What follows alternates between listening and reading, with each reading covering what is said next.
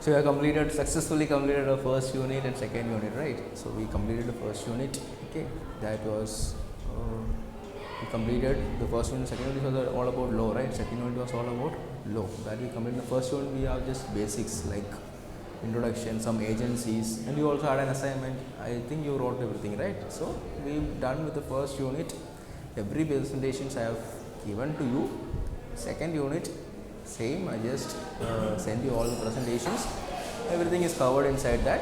Okay, you can download your bare acts. Okay, I'm not sending you the bare acts. You can just download the bare acts. Okay, and read the bare acts. So whatever I taught, I have sent you.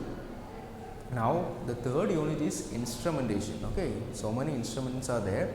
So it's hard for you to understand also, hard for me to explain also some advanced instruments like GC, GCMS, LC, LCMS, all those instruments.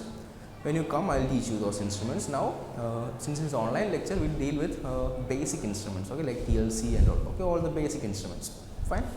So, today we'll start instrumentation, that is unit 3. You have so many instruments in that, but now since it's online lectures, okay, we will handle the basic instruments, okay, we won't go to the advanced instruments. Advanced instruments I'll teach you when you come, okay. And our fourth, then we have the fourth unit. Fourth unit is all about criminology, okay. By that time you will be here, right? Fourth unit, by that time you will be here, then we can learn about the fourth unit, no problem.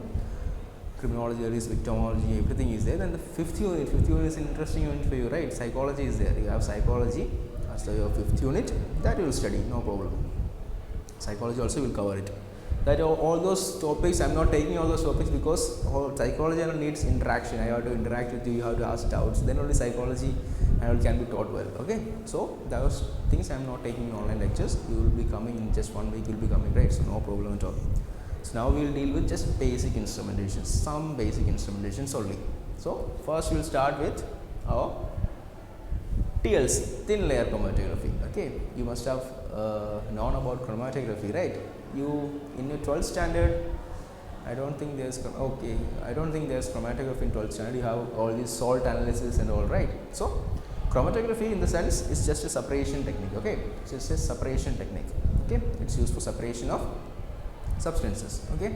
There are different types of chromatography. The most basic ones are known as paper chromatography, and the second most widely used one is known as thin layer chromatography or TLC. There is other chromatographies also. There is gas chromatography, okay, liquid chromatography, liquid chromatography, so many, column chromatography, ion exchange chromatography, so many types of chromatographies, okay. We don't need to go into detail about all these chromatographies, just the basic chromatography you have to learn. So now you will learn about TLC, ion exchange chromatographies and all. You will learn in your MSc most probably, because those are very advanced instruments. So you need to have this grasp over them. You can't just read and do those. How to do practicals and you have to grasp over them. That is how ion exchange chromatography works, okay. All those things you will deal in later years. Now as foundations we will start with TLC, thin layer chromatography. What is chromatography? Chromatography is just a separation method, okay. So thin layer chromatography or TLC, we will call it TLC from now, okay. TLC is also known as planar chromatography. Planar chromatography means it's just on one plane, okay, it's just on one plane. It is an invaluable method of chemistry and biochemistry. It's an invaluable method. It's not valuable. It doesn't mean it's not valuable, because invaluable has very much value in chemistry and biochemistry. Chemistry and biochemistry. So in chemistry, whenever you get a sample, you can, for example, the most common thing that you will have practical also. The most common thing you will be using with TLC will be your ink samples, okay. You have ink. How can you compare ink? TLC.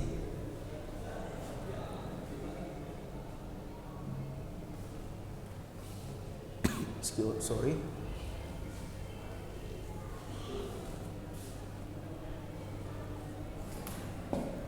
Learning about thin layer chromatography.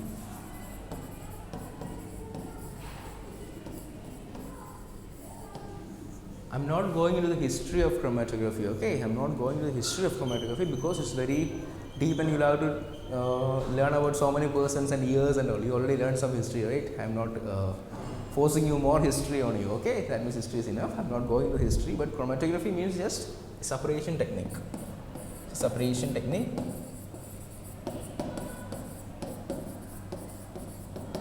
So when chromatography, the name itself you can see chroma. Chroma means color. Graph is kind of a study or on the graph, you get it. So in olden times, so when chromatography was found, they used plant extracts. Okay, they were running these plant extracts on paper. So according to different plant proteins, you have your xanthophylls, chlorophylls, so many different proteins, right? So all those things used to go up to a certain distance. So they could find different colored bands. Okay, they could find different colored band. So that is like the basics of the history. Like they could find different colored bands. So according to that bands, they could separate it. They could know that this is chlorophyll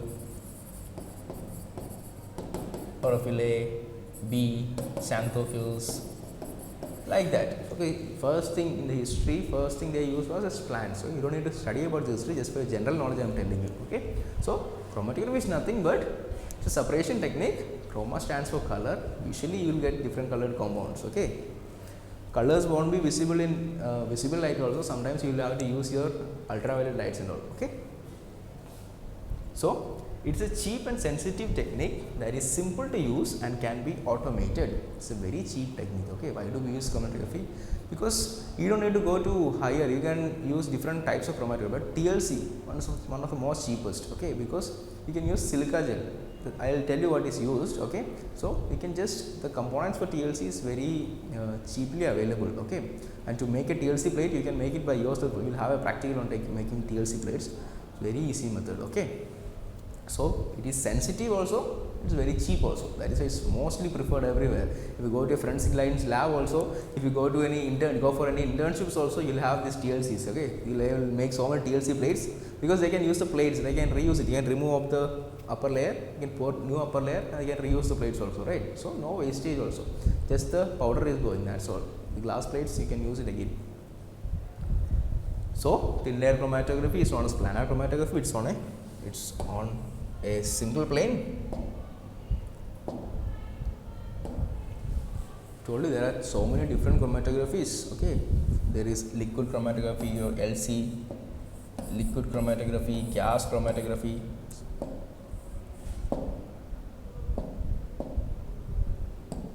There is liquid chromatography or gas chromatography. So many types of chromatography. Okay, and TLC is a solid liquid chromatography. Okay, I will tell you how it is working and all, so don't worry.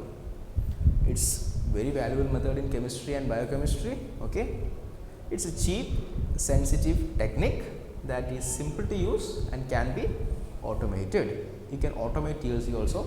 Simple process how to automate it. You can extract the sample and paste it on it by automatic processes. Okay, so it will be easy for you. Automation is always easy. It is used to isolate non-volatile mixtures. So what is it used for? It is used for isolation of non-volatile mixtures. Non-volatile means if you keep something in room temperature, it becomes a gas. Okay, or if it's a liquid, it becomes a gas. Your deodorant, what happens after you spray? It becomes a gas, right? So that is volatile. It becomes gas in room temperature. Okay. It will be liquid when you spray it, but just after like 5 seconds it will be gone. Spirit. Okay, if you rub your spirit or rub the alcohol, what happens? Just for 2 minutes it will be there, and after that it will be gone. But that is not in case of ink.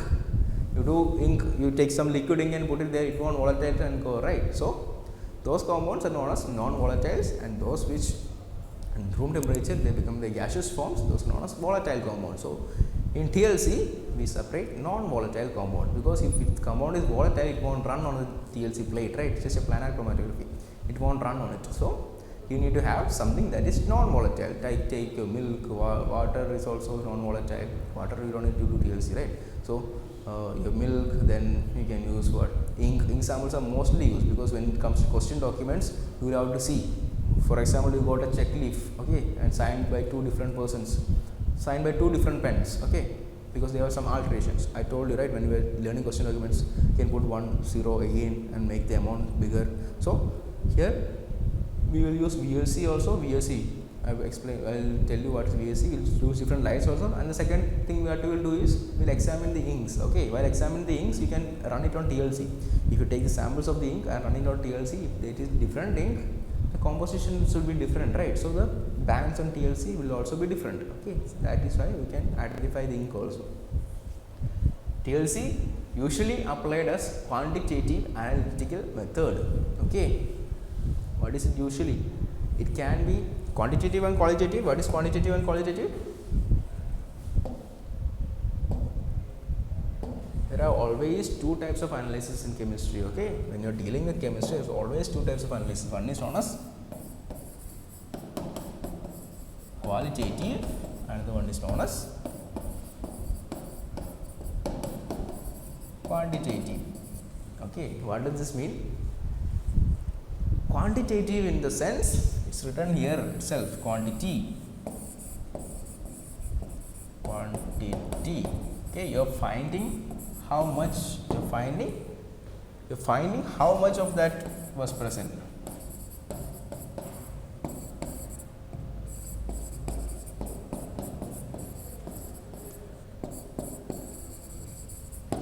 You are checking for how much that sample was present, how much of samples were present. Okay, that is known as quantity. You are estimating a quantity like 3 grams, 5 grams, okay, milligrams.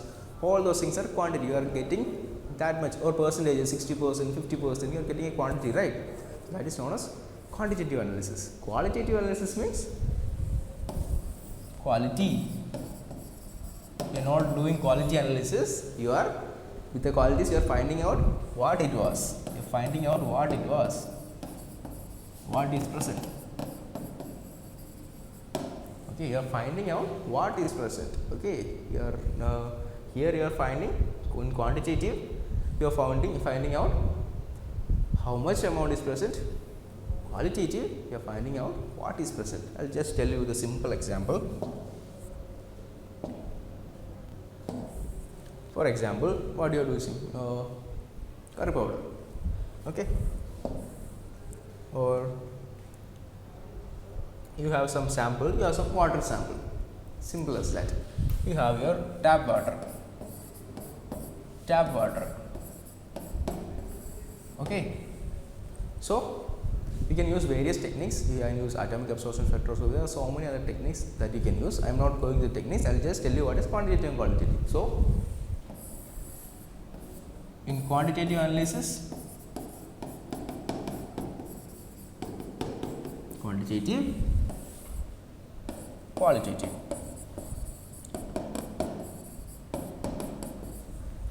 In that water, you wanted to find out about some metals. You wanted to see about the calcium, magnesium and aluminum.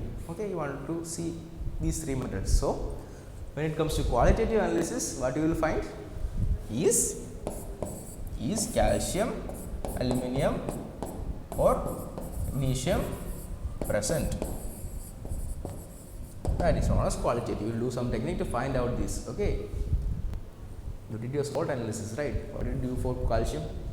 You have this burn test and burning test and all, right? Fire, red color, all those tests you did in the 12th standard, right? That is you are finding out what was present. Okay, calcium, which salt was it? Okay, sodium carbonate was sodium bicarbonate. So many salts were there, right? So you are finding out what salt, barium hydroxide. So you are finding, you have some test for barium. You are finding out what this barium is present. Okay, then only you confirmed it, right? So that was also qualitative. You did qualitative, but you did not find out how much quantity of barium was present, right? So that comes into quantitative techniques. So quantitative means how much calcium, aluminum and magnesium. What is the percentage of calcium? What is the percentage of aluminum? What is the percentage of magnesium? In your salt analysis, you just did some test, normal test. Okay, you just did some thing like you use some reagents and you found out some color test you did. So you wasted the sample and you did the color test and all. So what is it? It's just your aim was just to find out the compound. So you did qualitative test. Okay, but if you use that same salt and you can use some ARIA spectroscopy or UV spectroscopy, all the spectroscopic techniques if you would have used, it's not in the 12th standard, but if you would have used, they will give you the graph of, they will give you a graph about the percentage, okay, percentage of calcium present, percentage of aluminum present, they will all give you the graphs. Okay, that is known as quantitative. in forensic you will deal with till 12th you are dealing with qualitative. Now you will start dealing with quantitative and qualitative together. Okay, because you will need to know, like if some person died of poisoning, okay, then you can just go into the court and tell that some person died of arsenic poisoning. Arsenic poisoning is a potent poison. Okay, so one person died of arsenic poisoning.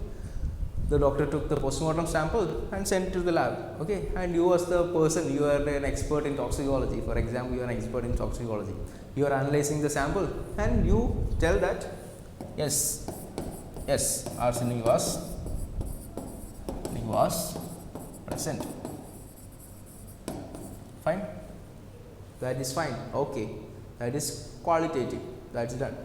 Quantitative also you have to tell, because our body has the ability to stand a amount of calcium. There is something known as lethal dose. Okay, lethal dose is there. Only if the arsenic percentage goes above the lethal dose, then only we will have this symptom of death and all. We will die and all. Okay, so cyanide also, when you are eating apple and all, it also has some cyanides in that, but that won't kill you because body has resistance to little bit amount. Okay, only if the amount passes the lethal dose. Okay, if you are having like 1000 or 10,000 apples, there will be cyanide amount will be more, right? So that time only death can cause. So you will have to, the court you have to tell the amount also.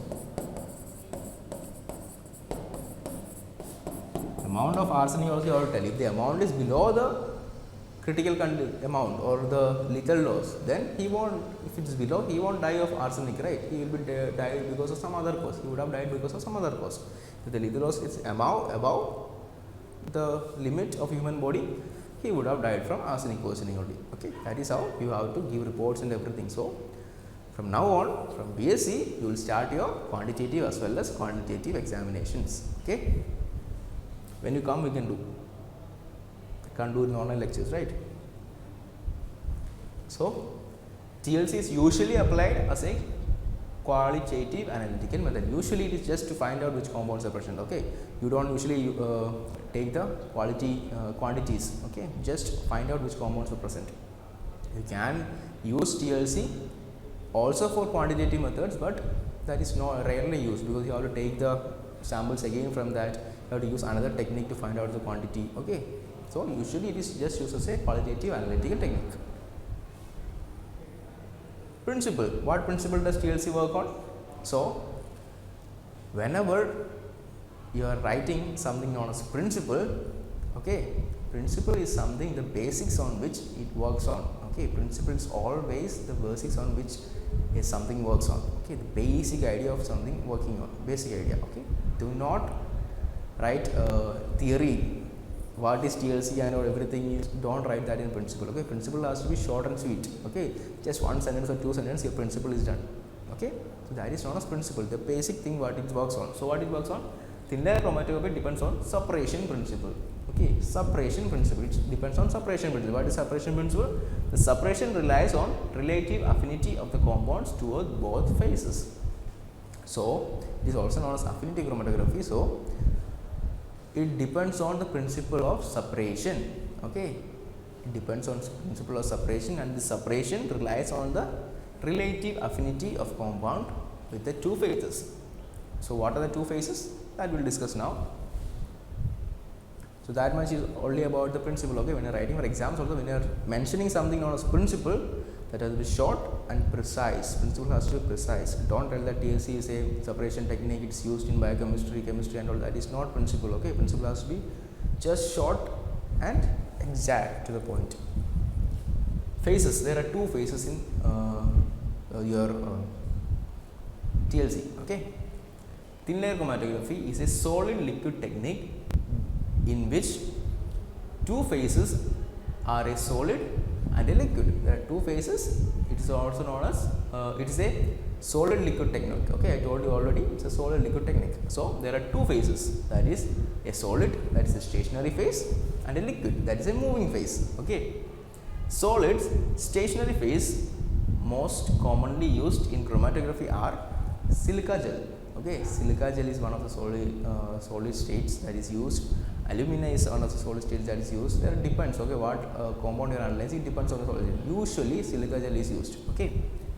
Solvent system depends on the sample to be analyzed. Solvent system depends on sample. You want some organic sample analysis, okay, then you won't be using, you can use organic sample, you won't be using inorganics, right, because it won't mix with each other, okay. So you have to use some sample that is like dissolves like, right. So you have to use a sample that it has affinity to it and move with it. I'll explain you what that means. So this is about a TLC plate, okay. There is a mobile phase as a TLC chamber and there is a stationary phase. This is not a stationary phase. So what do you do? How do you make TLC? First thing, the most basic thing, you can use a glass plate or you can use a, have you seen glass slides, right? By biology you had one experiment in 12th standard, you have dissection of plants, right? So use a glass slide, small glass slide, okay. That is one thing, that is our base. On glass slide what you will do? You will pour silica gel.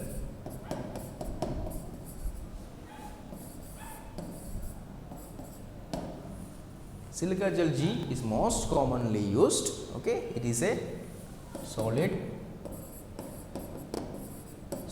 phase. Silica gel, you know about silica gel, right? It's just a powder, silica powder, okay. But what is G? G stands for gypsum. G stands for gypsum. What happens? Silica gel is just like a talcum powder, but what happens when you mix silica gel and pour on the plate? It won't stick there, it will just go, okay. Silica just flow and go. But if you are adding gypsum, it is binding, okay. That has some binding and it will help the silica crystals to bind to the glass, okay, to get stuck to the glass. If you are directly using silica gel only, then what happens? You are pouring it on this, silica gel just flow down, okay. But if you are using silica gel G, that means it has gypsum also. Silica gel G, it has gypsum also. So what happens? Gypsum is a binding agent. So what happens? This will get stuck here only, okay, it will be stuck here like a thin layer. So that is known as thin layer chromatography. You are making a first step, what you do is you are making a thin layer using your silica gel. So what you do is take some silica gel G, okay. You mix it with water, you use water only, okay. You use it water and make a slurry. You mix your silica gel G with water and make a slurry, okay. Then you take your glass slide and you pour your silica gel. You pour your slurry. Pour your slurry slowly.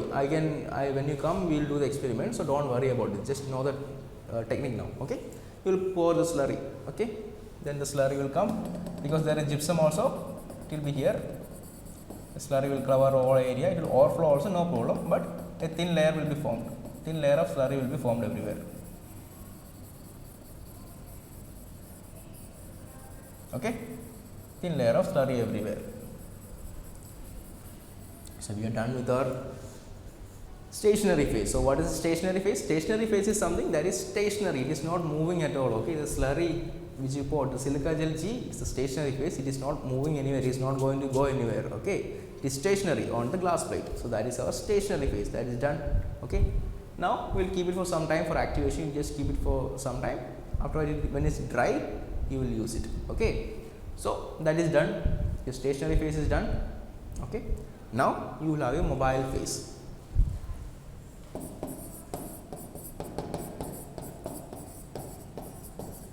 Mobile phase. Mobile phase means something that moves.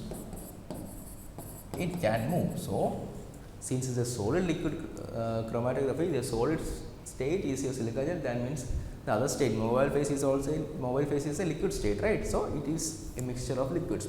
The liquid mixture usually depends on the sample you are analyzing. For ink analysis, you can use chloroform and benzene together.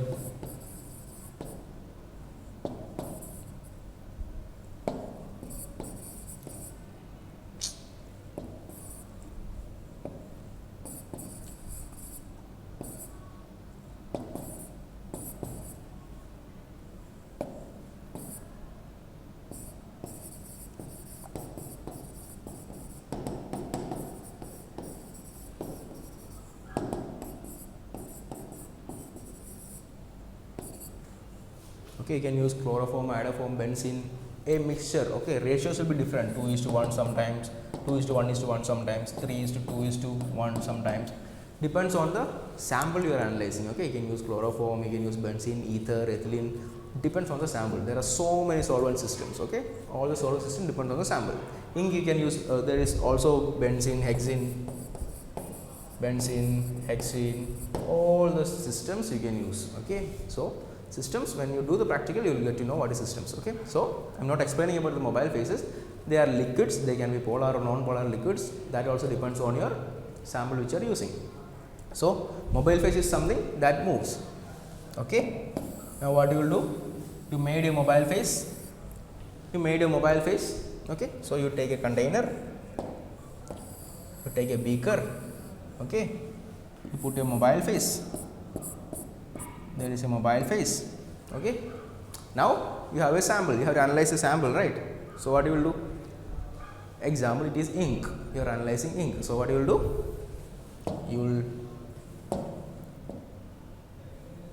You will have something known as a capillary tube. Okay, so with that tube you can take a small drop of ink.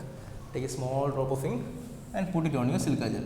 Okay, you can make 3 drops like this. So you made 3 small drops and put it on your silica gel. Stationary phase, you will put that 3 drops. Okay, then you will take the stationary phase. You will take that stationary phase. You will take that stationary phase and bring it inside and keep it here. You will keep it here like this. Okay, so you have your 3 samples. 1, 2, 3. 3 samples. Whenever you are keeping a silica gel, make sure that the sample area is there, right? That does not touch this mobile phase. Okay, it must not touch the mobile phase. If it touches, it will go down only. Okay, so what will happen? You know, capillary action. Your plant, xylem, phloem will giving water to other parts of the plant. That is known as capillary action. So by the capillary action, this mobile phase will start traveling. A mobile phase is there, right? It will start traveling upwards. It will start traveling upwards to the silica gel like this. Okay. So while it is traveling, what will happen? It will take this sample you have, right? It will take that sample with itself. It will mix the sample. Sometimes it will take the sample. It will run this much. Sometimes this sample, if it has more affinity with the mobile phase, it will run this much.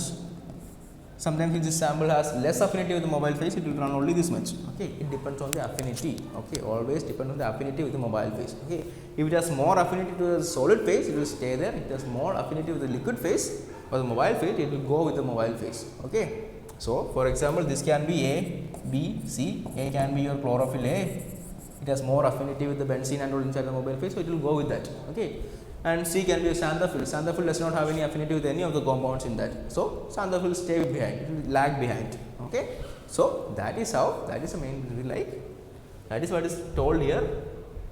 The separation relies on relative affinity of the compounds towards the both phases. So the separation always relies on the affinity towards solid phase or liquid phase. Okay. This is how we keep.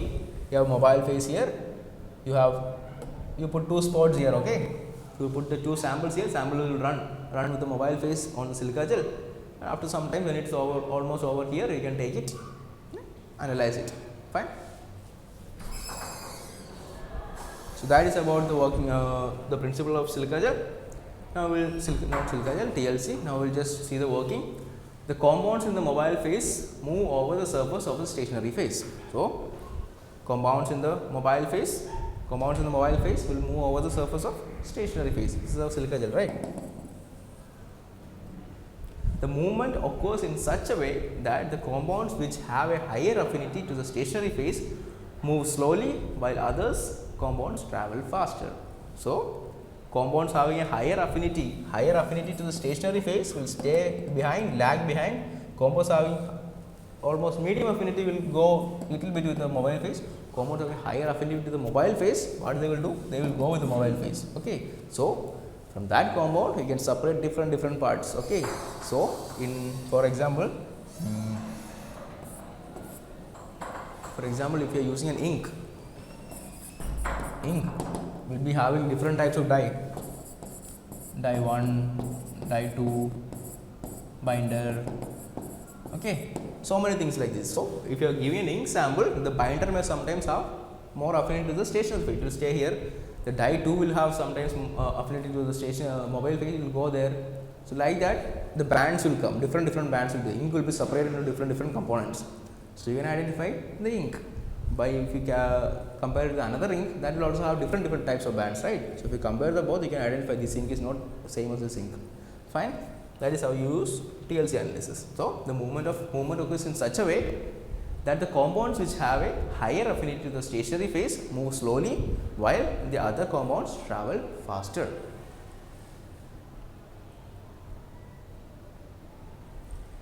Therefore, separation of mixture is attained. Because of that, separation of mixture is attained.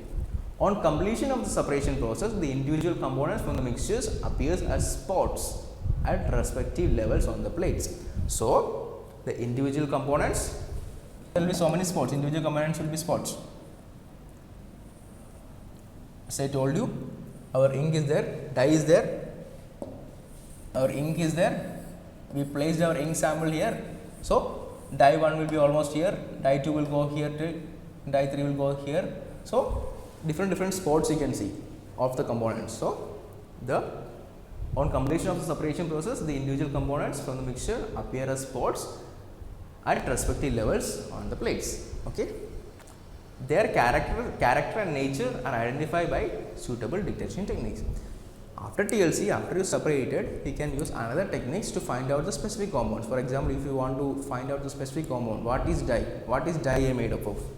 We already knew that is dye 1 is this much, dye 2 is this much, dye 3 is this much. Okay. So, what you want to find what is dye made up of, then you can take the sample from here and analyze it. You can use some spectroscopic techniques.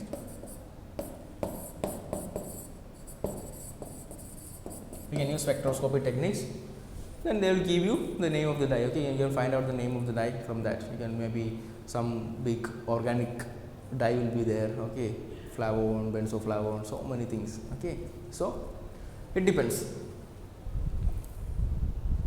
So what identification you want to do, we can use that kind of identification. Okay, if you want to do some metallic identification, use metallic detectors. Okay, so their character and nature are identified by suitable detection techniques. Fine. So make sure you don't mix up working and principle. Okay, principle is something that you just write 2 lines. What is basics based on? Working is something you will explain the working, how it is done. Working, you explain the working, how it is done. Introduction, you can explain whatever you want. TLC is a separation technique, like that. But in principle, be precise, always be precise. How to analyze this? How is it done? Each compound is defined by retardation factor. There is something known as retardation factor that corresponds to relative migration compared to a solvent. RF value lies between 0 and 1. So, distance run by the solute, distance run by the solvent front. So, what is RF value?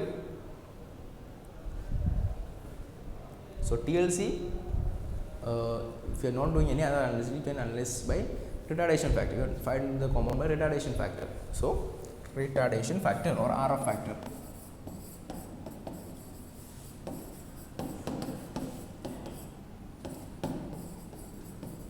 Factor or RF. What is retardation factor? You have your TLC. Okay, you have your TLC. You have your what did you use? You used ink, right? So you have your ink here.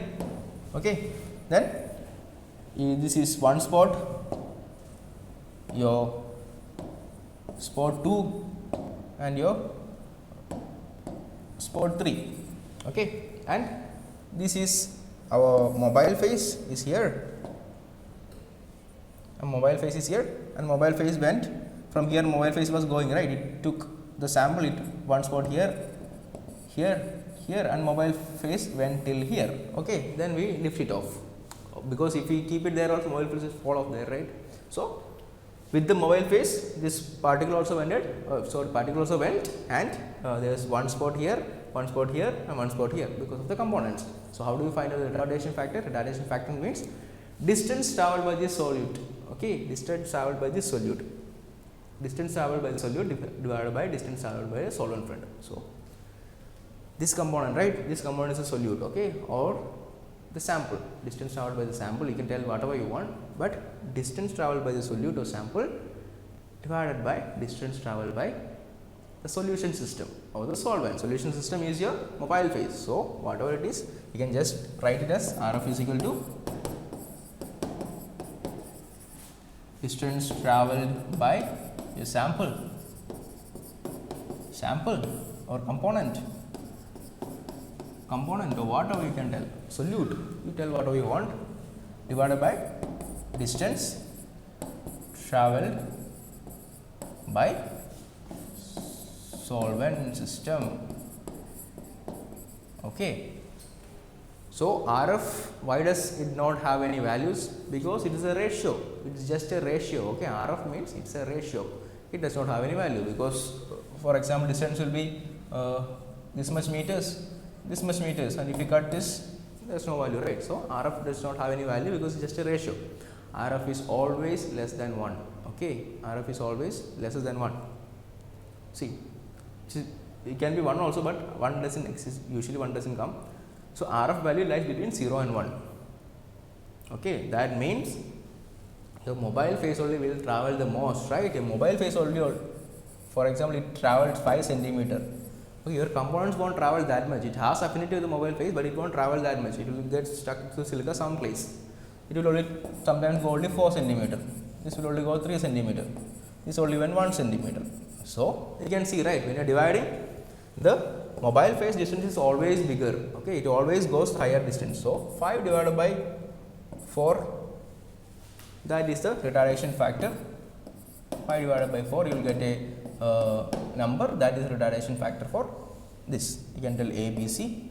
For C, that is retardation factor. For B, retardation factor will be 3 divided by 5, that is also less than 1.